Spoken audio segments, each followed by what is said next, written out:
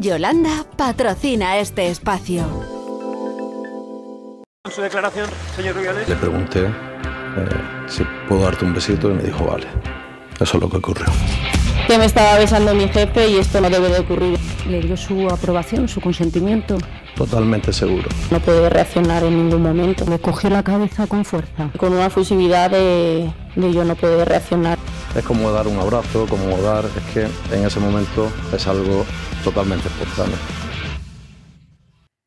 ¿Qué tal están? Buenas tardes. Luis Rubiales se sienta en el banquillo año y medio después de su polémico beso a Jenny Hermoso. Él está acusado de agresión sexual y de coacciones y hoy ha tenido la oportunidad de explicarse ante el juez. Rubiales lo niega todo. Dice que aquel beso fue consentido, que le preguntó a la futbolista y que ella le dio permiso. Incluso ha llevado a un experto en lectura de labios, María Catón. Sí, ese perito visionó ese fragmento del vídeo que no duraba más de 2 segundos y ha confirmado que sí que se pudo leer en los labios de Luis Rubiales que le pedía permiso para darle ese beso. Lo que no ha podido corroborar es lo que contestó la jugadora, puesto que estaba de espaldas a la cámara. Hoy hemos visto a Luis Rubiales tranquilo, con una declaración muy bien preparada en la que ha negado todo ese tipo de coacciones y ha confirmado que ese beso sí que fue consentido. Y hoy también hemos asistido a un choque de trenes en el Consejo de Ministros a cuenta del salario mínimo. Al final, María Jesús Montero gana la batalla a Yolanda Díaz. Así que quienes cobren el salario mínimo van a tener que pagar el IRPF. Y lo más sorprendente es que Yolanda Díaz no sabía nada de esto. Ella dice que se ha enterado por la prensa. Lucía Fernández. Y eso a pesar de que han estado juntas esta mañana, pero Yolanda Díaz dice que no ha habido ni comunicación ni debate previo sobre esta cuestión, que se ha enterado poco antes de la rueda de prensa y ha dejado claro que está en contra de la medida. Pero lo más llamativo ha sido el choque en público entre los dos sectores del gobierno, con réplicas de la portavoz y gestos de la vicepresidenta. El SMI sube 50 euros, una buena noticia para 2,5 millones de trabajadores. Pero por primera vez aquellos que lo reciban van a tener que pagar el IRPF y atención porque esto afecta a 2 de cada 10 trabajadores. Es que tenemos un fiscal general del Estado que su práctica se parece mucho a la de un delincuente común. Núñez Feijóo carga de esa forma contra el fiscal general por haber borrado deliberadamente los mensajes que podrían incriminarle. Lo ha dicho desde el Congreso ante su grupo parlamentario y a muy poquitos metros de Pedro Sánchez, que también hoy ha reunido en una sala contigua a diputados y senadores socialistas. Sánchez no ha dicho ni una sola palabra sobre el fiscal. Insiste en que va a agotar la legislatura. Cuando nos insulten, vamos a responderles de buenas maneras. Que ellos pidan elecciones. Que nosotros vamos a seguir gobernando hasta 2027. ¿Cuál es la estrategia del fiscal general? Pues invalidar el registro de su despacho. Allí es donde la Guardia Civil se incautó de su teléfono móvil y ahora el Tribunal Supremo debe decidir si ese registro se ajustó o no a la legalidad. Pedro Callejas. Sandra, si se anula el registro, la causa quedaría muy tocada e incluso abocada al archivo, pero si no se anula, ocurriría lo contrario, sería un espaldarazo a la instrucción que está llevando aquí en el Tribunal Supremo el juez del caso, Ángel Luis Hurtado. Aún así, el fiscal general podría tirar por una última vía, la del Constitucional. Hoy se ha comenzado a juzgar uno de los primeros escándalos de corrupción por la compra de material sanitario durante la pandemia. El fiscal pide 9 años de cárcel para Luis Medina y 15 para Alberto Luceño por el caso de las mascarillas. Si todos los rehenes no son devueltos el sábado a las 12, creo que es buena hora, cancelaría el acuerdo y se desataría el infierno. Ultimátum a Hamás para que liberen de una vez por todas a los rehenes que siguen cautivos. Esta amenaza de Donald Trump ya está teniendo efecto. Hamás, que ayer mismo anunció que congelaba la liberación de rehenes, dice ahora que va a seguir con el canje que estaba previsto. La Unión Europea mueve ficha para no quedarse fuera de la carrera por la inteligencia artificial. Hoy anuncia que se van a movilizar unos 200.000 millones de euros de inversión pública y privada. En Estados Unidos, Elon Musk ofrece unos 100.000 millones por OpenAI, por la empresa dueña del chat GPT.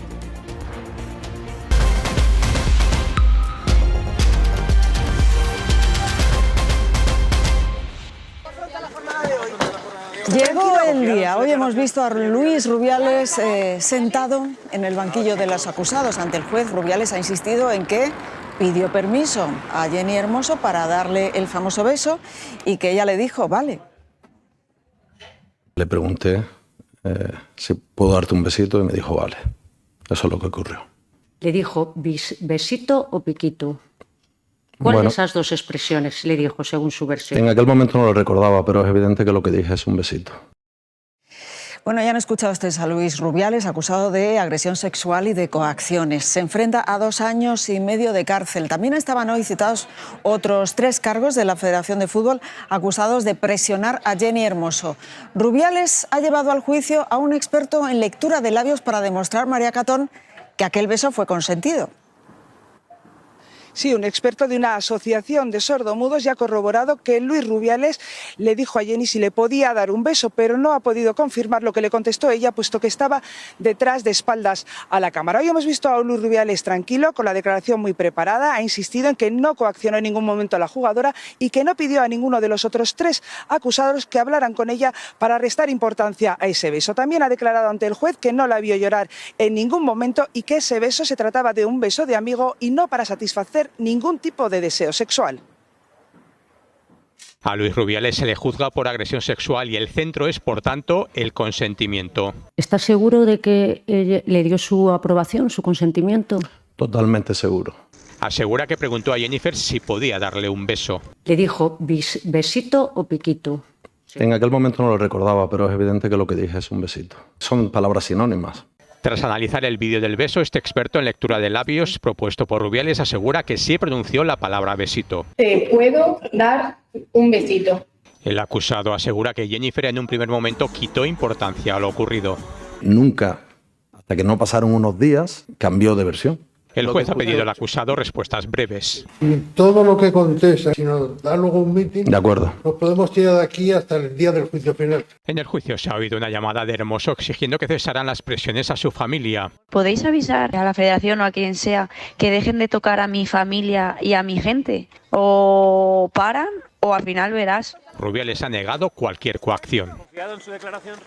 Hace 8 días Jenny Hermoso dijo no escuchar el supuesto permiso para el beso. Y lo siguiente ya fueron pues sus manos en mis orejas. Permiso que Rubiales ha dicho hoy. Le pregunté si puedo darte un besito y me dijo vale. De yo no puedo reaccionar en ningún momento. Se fue riéndose y dándome varias palmaditas en los costados. Sobre las posibles coacciones, Rubiales ha declarado que solo le dijo una vez hacer un vídeo conjunto. Me dijo que no. Viendo que no quería, pues no se hizo y lo hice yo solo. Sin embargo, para Jenny las insistencias fueron incontables veces. Según la declaración del hermano de Jenny, Rubiales pide a Bilde en el avión. Me manda al presi. Que presione a la jugadora. Hoy Rubiales. ¿Te le transmitió que presionara a la jugadora? Por supuesto que no. El hermano de Jenny en su declaración fue entonces muy preciso. Si colaboraba las cosas le iban a ir bien, que las puertas de la federación iban a estar abiertas, pero que si no, no se sabía qué podía pasar. Quedan las declaraciones del seleccionador Jorge Vilda y de los directivos Rubén Rivera y Albert Luque.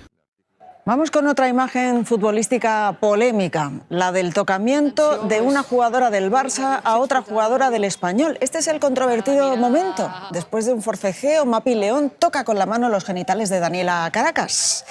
¿Qué ha pasado hoy? Pues que el Español ha denunciado ese hecho y la jugadora está estudiando si también lo denuncia. Por parte del Barça, Eduardo Siles, el Barça ha emitido un comunicado. Sandra, la jugadora del Barça, niega todo, dice que no hubo tocamiento ni intención y que simplemente le tocó la pierna después de un encontronazo para decirle ¿qué te pasa? Cree que todo es una campaña para dañar su imagen. Ahora, aunque no haya denuncia, la Fiscalía puede actuar, pero más adelante la víctima sí debe denunciar para que el procedimiento continúe. Es decir, un tocamiento, por ejemplo, como es el caso que aquí estamos comentando por lo ocurrido con estas jugadoras, que fuera fortuito, no estaría dentro, en principio, de esta agresión sexual. Tendría que ser un tocamiento con ánimo, con intención. Y con toda esta polémica, muchos se han acordado de otra imagen, cuando Mitchell le tocó los testículos a Valderrama en un partido en el Bernabéu, allá por el 91. Entonces la imagen dio la vuelta al mundo. Hoy se ha aprobado la subida del salario mínimo interprofesional y por segunda semana consecutiva ha salido a explicarlo la vicepresidenta Yolanda Díaz. El martes pasado también consiguió aprobar Díaz su medida estrella de la reducción de la jornada laboral. Esta vez hay una novedad importante porque Hacienda va a obligar a tributar por primera vez por el salario mínimo. Ahí el pulso lo ha ganado María Jesús Montero, pero lo más llamativo de todo esto es cómo lo ha explicado Yolanda Díaz y cómo le corrige Pilar Alegría delante de las cámaras. He hablado esta mañana con María Jesús Montero, me he sentado a su lado, no digo en el Consejo de Ministros, sino en una comisión interministerial que tuvimos antes.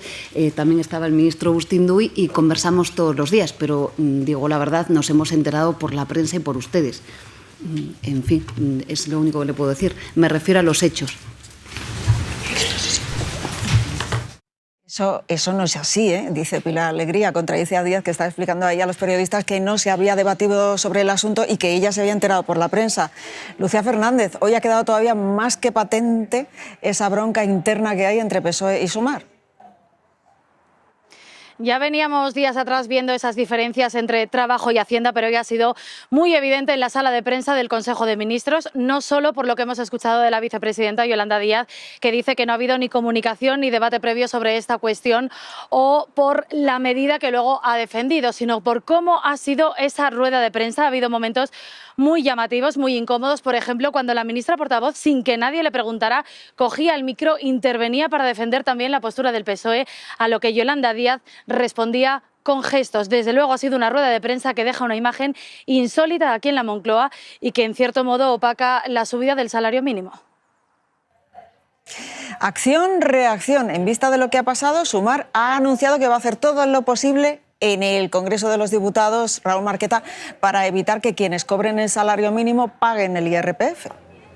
Sí, reacción inmediata. Van a registrar una ley aquí en el Congreso para evitarlo. Lo que nos dicen es que la intención es hacerlo lo antes posible. No hay una fecha exacta porque insisten en que se acaban de enterar de esa decisión de la ministra de Hacienda a la que le piden que rectifique. Hoy en privado en Sumar insisten que en esto hasta el PP, hasta el Partido Popular está de acuerdo con ellos. Así que advierten, o el PSOE se mueve o el PSOE cambia, o si no, que no cuenten con Sumar. Su posición era conocida. La justicia fiscal empieza por arriba, no por abajo. Lleva semanas defendiéndola. No deben tributar a Hacienda. Y dejando patente a la vez que era una batalla que Sumar podía perder. Me parece muy importante hacer pedagogía fiscal. Hacer discursos populistas me parece que no conduce a nada. Esa misma palabra, pedagogía, es la que hoy Yolanda Díaz no ha dejado de repetir, dando la vuelta al discurso de Hacienda, el departamento competente, después de que fuesen ellos esta misma mañana los que confirmaban a través de unas fuentes que los ciudadanos que perciben el salario mínimo interprofesional tendrán que hacer declaración de la renta por primera vez. La parte socialista del gobierno se centra en celebrar la subida. Es una noticia buena, va en beneficio de mejorar las políticas públicas y los servicios públicos. Pero mientras la portavoz decía estas palabras, los periodistas se centraban en la reacción de la vicepresidenta. Usted se estaba riendo al lado. Y por mucho que ella ha tratado de quitar hierro, no sé si me reía del racimo o del dedo, pero sin ninguna importancia. Es evidente que este asunto va a suponer un nuevo gran choque después de unos meses de calma interna en el Ejecutivo. Vamos ahora al grano. Esto que van a ver es todo lo que tenemos que saber de la subida del salario mínimo, todos los detalles. 50 euros, esto es lo que les va a subir el sueldo a quienes cobren el salario mínimo interprofesional. ¿Y en cuánto se queda entonces? Pues sube hasta los 1.184 euros divididos en 14 pagas. El SMI ha ido evolucionando con el paso del tiempo. En los últimos 7 años se ha incrementado en 450 euros.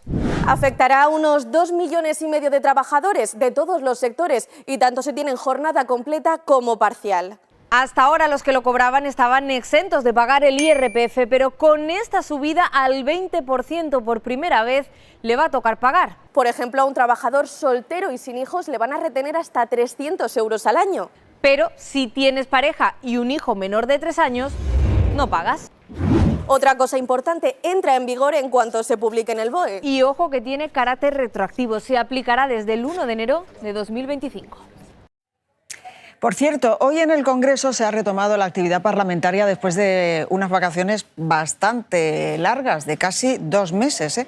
Pedro Sánchez y Alberto Núñez Feijóo, los dos, casi han llegado a coincidir en espacio y tiempo. Los dos han reunido en el Congreso a sus respectivos grupos parlamentarios. PSOE y PP arrancan motores reivindicándose como los más preparados para gobernar. Yo creo que hay dos verbos que resumen nuestros objetivos. Como gobierno, avanzar, y como organización política, ganar. Nunca un gobierno había acumulado tantos problemas judiciales juntos. Tenemos un equipazo en el Consejo de Ministros y Ministras. Nunca tantos ministros han sido jefes de la oposición. Cintura para dialogar, negociar. El señor Sánchez no gana votaciones, las compra. Que ellos pidan elecciones, que nosotros vamos a seguir gobernando hasta 2027. Ya mismo, desde nuestros gobiernos y desde las Cortes, acreditaremos que somos el mejor equipo para gobernar España. Vamos con más titulares. Sobre el caso de las filtraciones de los datos del novio de Ayuso, Pedro Callejas, el Tribunal Supremo tiene que estudiar si el registro del despacho de Álvaro García Ortiz fue o no fue legal. Sandra, lo piden tanto la Abogacía del Estado como la Fiscalía. Ambos consideran que ese registro que se produjo en la sede del Ministerio Público fue totalmente desproporcionado. Si consiguen que se anule ese registro, entonces la causa podría quedar muy cerca del archivo, porque fue en ese registro donde se clonó el teléfono móvil de Álvaro García Ortiz. Por tanto, si no se anula, por el contrario, si no se anula, entonces la investigación que está llevando a cabo aquí el juez Ángel Luis Hurtado pues sería avalada. De todas formas, el fiscal general cuenta con una última baza, una última vía, el acudir al Tribunal Constitucional, donde, recordemos, hay mayoría progresista. Hoy la oposición ha sido además muy tajante, Javier Gallego, sobre el fiscal general del Estado. Sí, Sandra, Feijóo le ha llamado delincuente común al fiscal general del Estado. Garriga, de Vox, ha dicho que cada día tenemos un caso más grave de corrupción. Pedro Sánchez ha evitado valorar las revelaciones del último informe de la UCO de la Guardia Civil. Desde la rueda de prensa del Consejo de Ministros, Pilar Alegría ha dicho que el Gobierno mantiene la confianza absoluta en el fiscal general. Era la pregunta que tocaba, la pertinente. ¿Mantiene la confianza del fiscal general? Pero el presidente la dejaba en el aire. Ha sido la portavoz del Ejecutivo la que más tarde ha contestado. Confianza absoluta. Sobre el borrado del móvil de Álvaro García Ortiz, silencio. En el Ejecutivo preocupa la filtración de datos del fiscal general, entre otras cosas. Me parece mucho más sospechoso, por ejemplo, que un presunto defraudador todavía no haya declarado. Acerca del origen de la filtración de datos de la pareja de Ayuso, ha hablado hoy Juan Lobato. Ninguno de los datos que se han conocido sobre la pareja de Ayuso han salido de la agencia tributaria. ¿Podrían haber salido de la Fiscalía? Eso ya no lo sé. La oposición asegura que es imposible seguir todas las tramas delictivas del Ejecutivo. Me pregunto si lo que tenemos es un gobierno o es una unidad de borrado de presuntos delitos. Cada día que pasa hay un episodio más de corrupción. El PP carga contra la actuación del fiscal general del Estado. Su práctica se parece mucho a la de un delincuente común. Borrar las pruebas que le puedan incriminar. Y ha pedido una vez más la dimisión de Álvaro García Ortiz porque su situación, ha afirmado, es incompatible con una democracia occidental. Y hoy ha arrancado el juicio de las mascarillas. El fiscal pide 9 años de cárcel para Medina y 15 para Luceño, además de una multa de 5 millones para Luceño y 450.000 euros para Medina. Están acusados de los delitos de estafa y falsedad documental. Según el fiscal, hincharon los precios y se llevaron además una comisión de 6 millones de euros. Hoy sus defensas han intentado demostrar que el Ayuntamiento de Madrid no se sintió estafado. El juicio se va a prolongar hasta el próximo 26 de febrero. La crisis en Oriente Próximo está ahora mismo en uno de sus momentos más frágiles. Ahí tienen a los familiares de los rehenes israelíes protestando de nuevo anoche para exigir que regresen los suyos. Desde Estados Unidos, Trump lanzaba a Hamás este ultimátum. Si todos los rehenes no son devueltos el sábado a las 12, creo que es buena hora, cancelaría el acuerdo y se desataría el infierno. Hamás tiene hasta el sábado para liberarles. Eso es lo que dice Trump. Y los terroristas de Hamás han tomado ya nota. Yanira Gómez, cuéntanos. Sí, Hamás afirma que su anuncio da tiempo a los mediadores para presionar a Israel y que cumpla el acuerdo. El grupo palestino denuncia, entre otros, que Israel no está permitiendo la entrada de casas móviles, tiendas ni suficiente combustible. Mientras el Gabinete de Seguridad israelí define qué postura tomará y el ejército está en alerta máxima por el posible colapso de esta tregua, el ministro de Finanzas aboga por cortar el agua y la luz en Gaza y anexar territorio por cada rehén herido. Pues en medio de este panorama, Trump recibe hoy al rey Abdalá de Jordania, que igual que Egipto, pues se niega a recibir a los casi 2 millones de personas que Trump quiere expulsar de Gaza. José Ángel Abad, Trump sugiere que si Jordania y Egipto no aceptan a los gazatíes, se les podría cortar las ayudas. Sandra, Trump le va a plantear al rey de Jordania sencillamente que él y Egipto se arriesgan a perder toda protección americana si no cambian de actitud y aceptan el plan de que Estados Unidos se quede con Gaza y ellos se queden con los palestinos que allí viven, y no temporalmente, sino para siempre, a la vez que Trump lanza su nuevo ultimátum a Hamás. Trump exige la liberación de todos los rehenes esta semana. Se acabó el goteo, eso de ir de 2 en 2 o de 3 en 3. No quiere retrasar sus planes para hacerse con el control de Gaza. Yo sería el propietario. ¿Los palestinos tendrían derecho a regresar? No, no lo haría. En la otra guerra que le ocupa, abre la posibilidad a que Ucrania algún día pueda ser rusa. ¿Hablará con Zelensky esta semana, señor? Sí, probablemente. Esto nunca habría sucedido si yo fuera presidente. Y tampoco habría impuesto las pajitas de papel. Si algo está caliente, no duran mucho. Vamos a volver a las pajitas de plástico. ¿No cree que afecten a la fauna marina? No creo que los plásticos afecten mucho a los tiburones mientras comen, mientras devoran todo el océano. Está bien. Y ha seguido usando el rotulador. Ha confirmado los aranceles contra el aluminio y el acero. Se ponen en marcha este 4 de marzo para todos los países. Es un 25% sin excepciones ni exenciones. Y ya piensa en los próximos impuestos. Estamos estudiando los chips, los coches, los productos farmacéuticos y habrá un par de cosas más. Todo para que Estados Unidos sea rico de nuevo. Pues hoy el rey Felipe VI en un acto en Madrid se ha mostrado partidario de reforzar las relaciones entre España y Estados Unidos. Naturalmente, en el contexto actual, es aún más relevante mantener y reforzar el conjunto de nuestros lazos bilaterales con ese gran país que es socio y aliado, así como los vínculos transatlánticos entre Europa y América. En el Parlamento Europeo hay división sobre las políticas de Donald Trump. La ultraderecha defiende al presidente de Estados Unidos frente a los socialistas europeos. Vean esto.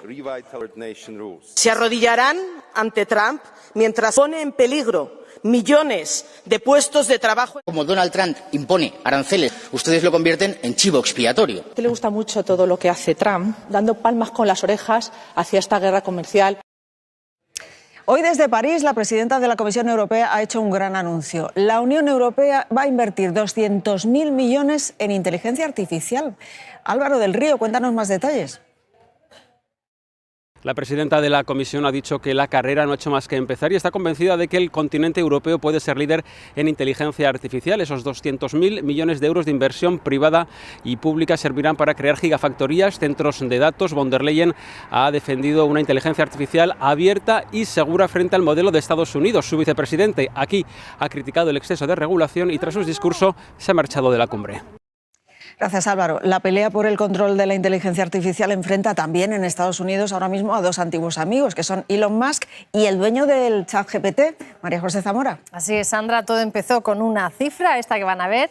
Elon Musk ofrecía 97.000 millones a su ex socio Sam Altman por su empresa OpenAI, un valor mucho menor del que tiene. Y él le contestaba en la misma línea. Le daba 9.700 millones por Twitter, un precio ridículo para esa empresa. La respuesta, además, llamarle estafador. Los dos empezaron trabajando juntos con el proyecto de ChatGPT, luego se distanciaron por diferencias de criterio empresarial. La inteligencia artificial también siembra la polémica en el arte. Unos 4.000 artistas piden que se cancele una subasta la semana que viene de obras hechas con IA utilizando modelos creados por humanos. Creen que es un robo a la propiedad intelectual.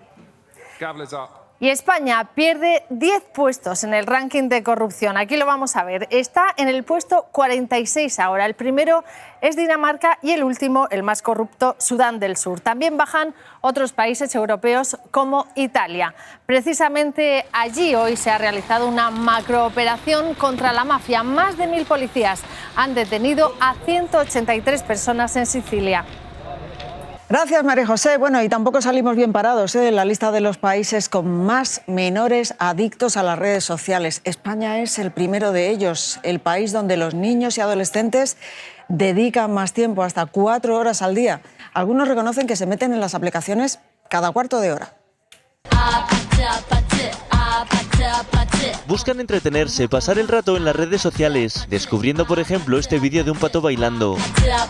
Y cuando quieren darse cuenta están atrapados, bajando infinitamente sin procesar lo que están viendo. Un poco de adicción te crea por tu cabeza, que dices, necesito usar el móvil. Móvil por la mañana, móvil por la noche. Mi hora de TikTok antes de dormir no me la quita nadie. Olga pasa al día 6 horas y media viendo estos vídeos cortos. Es que estoy así todo el día. Y les afecta la concentración, la memoria o la toma de decisiones. Además de a su salud mental. Tengo una adicción a coger el móvil, a mirar los mensajes. Pueden relacionarse con la ansiedad y con la depresión. Estar continuamente chequeando tu último mensaje para ver si a alguien le ha gustado o no le ha gustado, o han hecho un comentario, eso tiene un gran potencial de crear adicción. Por eso recomiendan ponerse límite de tiempo si no se sabe parar. Bueno, y tremendos también los nuevos datos de hoy sobre la vivienda. Teo Ibernón, hay una grandísima demanda. Estos son los datos, Sandra. En 2024 aumentó casi un 40% el número de personas que quieren comprar, pero disminuyó un 9,3% las viviendas en venta. El mercado está descompensado, mucha demanda, poca oferta, y eso hace que los precios suban. De medio, el metro cuadrado nos cuesta 2.802 euros y la hipoteca media se sitúa en algo más de 132.000. Y el precio del oro sigue batiendo récords. Ayer la onza alcanzó los $2.940, la mayor subida desde 1979. El oro es un valor refugio tradicional al que los inversores recurren durante los momentos convulsos. Y sigue el enfrentamiento entre el presidente de Ryanair y Pablo Bustinduy, debido a la multa que el Ministerio de Consumo ha puesto a varias compañías por cobrar el equipaje de mano. Michael O'Leary llamó a Bustinduy ministro loco comunista y este hoy ha respondido. Ninguna campaña de presiones y ningún insulto me va a amedrentar en esa tarea. Voy a defender la aplicación de la normativa y de los derechos de los consumidores españoles. Apenas media hora después, el presidente de Ryanair convocaba a la prensa y a sus insultos a Bustinduy añadía el de payaso e incluso lo utiliza como reclamo para vender billetes. Como solemos decir, bienvenidos a España y a vuestro loco ministro comunista. Protestas del personal sanitario en Barcelona. Ellos denuncian que la atención primaria agoniza y que la demanda allí ha llegado a ser de 240 pacientes cuando las urgencias de ese hospital tienen capacidad para poco más de 100 personas. Invertir mucho más en atención primaria. Un octogenario superaba las 160 horas en urgencias. Muchas veces no se puede conciliar vida familiar, sales con un estrés que no lo dejas en el trabajo, te lo llevas a casa y te afecta personalmente. La realidad es que faltan casi 6.000 especialistas en nuestro país y en algunos lugares la situación es muy preocupante. En Melilla, por ejemplo, el Colegio de Médicos denuncia que no hay oncólogos. David Granados, precisamente allí, esta semana murió un chico de 25 años porque no recibió a tiempo un diagnóstico de cáncer. El joven fue trasladado a Granada porque aquí en Melilla no hay tratamiento paliativo. Tampoco tuvo la oportunidad de recibir un diagnóstico temprano de su cáncer gástrico. Su caso ha destapado las carencias de un sistema sanitario incapaz de atender a la población de Melilla. Los melillenses se sienten ciudadanos de segunda con una de las peores ratios de médicos por habitante de Europa y junto con Ceuta, la esperanza de vida más baja de España. En los hospitales melillenses las quejas se suceden día tras día. Estamos en Melilla abandonados. Se sienten desatendidos. La gente se va fuera a intentar hacerse las cosas, las pruebas, las revisiones médicas. Porque dicen que estas se demoran en exceso. A ver si se soluciona de una vez. El caso más grave, el de un joven que falleció de un cáncer gástrico con tan solo 24 años. Había estado más de 2 años reclamando una endoscopia que nunca llegaba. Teníamos 2 oncólogos que llevábamos advirtiendo que tenían ya una edad. Uno ya se ha jubilado porque no puede seguir ni un día más por encima de los 70 años y el otro ahora mismo está de baja. En resumen, un especialista para más de 80.000 habitantes escasez que llevan también años denunciando en la comarca leonesa del Bierzo. Cuando me diagnosticaron el cáncer, estuve prácticamente 4 meses en off. Unos retrasos que no solo generan angustia, lo que es peor, provocan diagnósticos tardíos. Eso conlleva a que los enfermos pues tengamos menos posibilidades que otra persona. En la actualidad faltan cerca de 6.000 médicos en España, de los que más de 4.000 son de familia. Las plantillas están un 10% por debajo de lo necesario. El nacimiento de un bebé, eso siempre es una alegría, ¿verdad? Pero cuando ocurre en un pueblo donde no había nacido nadie desde hace más de 18 años, eso es una buenísima noticia. El milagro se llama Ayub y ha nacido en Vega de Villalobos, un pequeñito pueblo de Zamora que tiene solo 91 habitantes censados. La noticia ha corrido como la pólvora en el grupo de WhatsApp que comparten los vecinos. ¿Qué peso? 3 kilos y algo, ¿no? Cuanto más mejor. Ay, qué bonito, ¿eh? Precioso es. Sorpresa. De otro pueblo también, Villalobos. Sí. También y la gente hasta ahí. A verlo. Sí, hombre. Es un milagro ya.